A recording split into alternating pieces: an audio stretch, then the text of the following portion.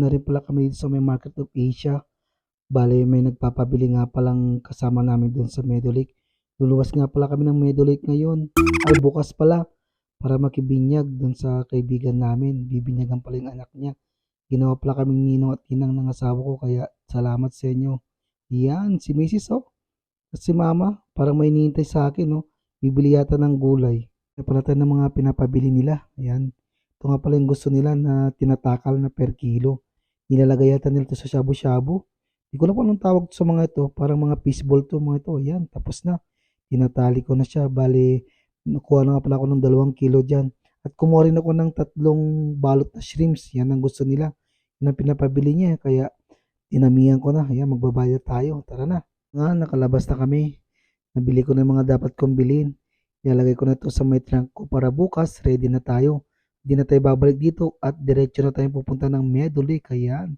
Bumili nga rin nga pala ako ng aming mga makakain na at ng walis timbo namin sa bahay kasi sira na yung walis timbo namin. Kay Mrs. Dumaan na rin kami ng Walmart para tumingin na rin kami ng clothing racks para dun sa aming mga winter jacket para hindi na tayo bibili pag uwi natin. Sabi ko sa kanya, sige, sabi naman niya, marami pa naman tayong time kaya ayan, dumiretso na kami sa loob.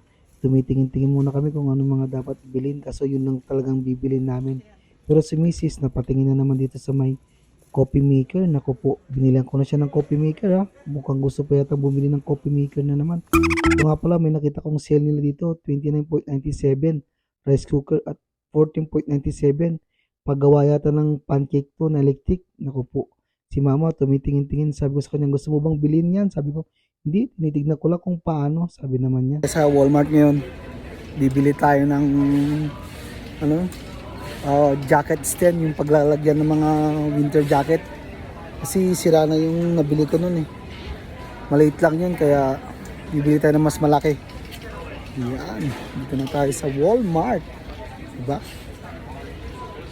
Nga pala kami nakita doon sa Walmart, kaya dumiretso na kami sa may Canadian Tire. Pero iba naman nakita ko, mga decoration for Halloween. Naku po, malapit na rin palang Halloween ha.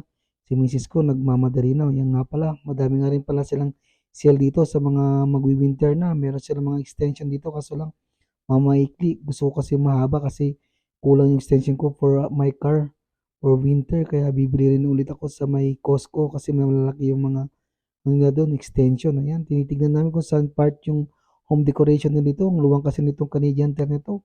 Nakakabwisit. Kaya minsan ayaw ko pumunta dito eh. Yung hindi mo bibilin pero mabibili mo. Naku po.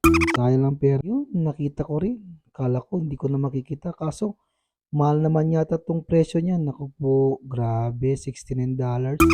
Para lang dyan. Naku, hanap na lang tayo ng iba. Yan nga pala, may iba't ibang klase sila ng mga rack dyan.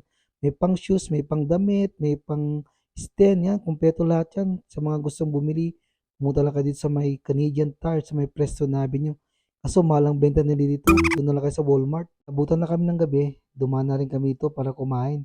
Sabi ko sa kanila, kumain na tayo sa labas para bukas wala tayong maiwanan na pagkain. Ayan. Nandito nga pala tayo sa may fruit juice. Dito pala yan sa may University Heights. Ayan. Sa may likod ng Co-op Grocery. Malapit sa DQ. Kung gusto niyong bumili dito, masarap at kumain. Naku po. Maraming recommended dito. Mga Asian food. Ayan. Ang dami oh. Si Mrs. So, nagutom na, kaya pasubo-subo na lang, no? Nagbibideo pa. Yan, kain tayo. Wala yung in-order ko. Ewan ko ang pangalan nito.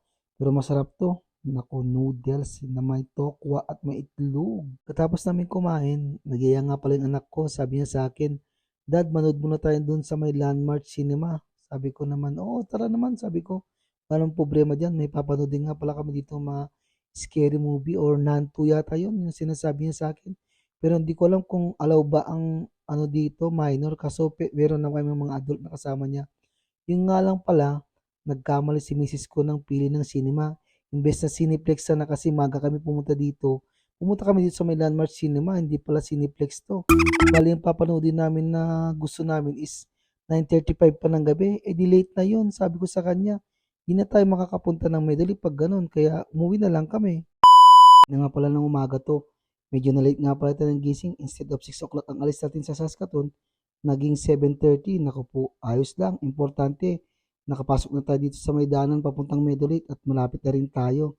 Ayoko kasi malate sa binyag eh, nakakaya, di ba? Inibitahan tayo, dapat on time tayo dun para hindi naman nakakaya. Yan, ang ganda ng sikat ng araw ngayon. Thank you, Lord. Lapit tayo sa middle. Tayo nakapag-video sa may binyagan. Medyo madaming tao at busy na rin sila. At busy na rin ako sa kakainom at kwentuhan sa mga dati kong kaibigan doon. Ayan. Nandito nga pala tayo sa may farm ng dating amo ng misis ko. Bali, pinasyal nga pala namin. Nagbigay nga pala sila ng mga gulay. Ayan, salamat ng marami. Pauwi na pala kami ng Saskatoon. Bali, dito na pala kami dumaan sa may likod ng Prince Albert. Kasi kung ikot pa kami doon, lalayo pa kami. Palo nga pala si Ate Biloria Marvic. Siya nga pala nagbigay sa amin ng mga gulay, sibuyas, kamatis, patatas, at kalabasa. Yan. Sa kaibigan ko rin nagbigay sa akin ng zucchini at isang kalabasa pa. Maraming maraming salamat sa inyo. Habang pauwi na kami ng Saskatoon, dumaan nga pala kami dito sa may Prince Albert. May nadanan pala kaming baby cub. Ayan, no? Parang nagugutom yata to. Nagmamasid ng makakain. Lumabas siya sa may forest. Ewan ko kung anong ginagawa niya dito sa labas ng daan. Tinigilan ko pala para makita ko na mabuti. Sabi ng anak ko, Dad, meron bear oh. Yo, tigilan natin para makita mo. Ayan, sabi niya kasi, pipicturean niya daw. Ayan, kaya patingin-tingin lang oh. Ayan, pauwi na kami ng Saskatoon. Gerald, nakarating na kami sa bahay ng mahusay. Nagluto na rin pala ako ng chicken para sa aming supper for our Thanksgiving. Hanggang dito na lang. Maraming salamat sa panonood. Don't forget to follow and share all my videos.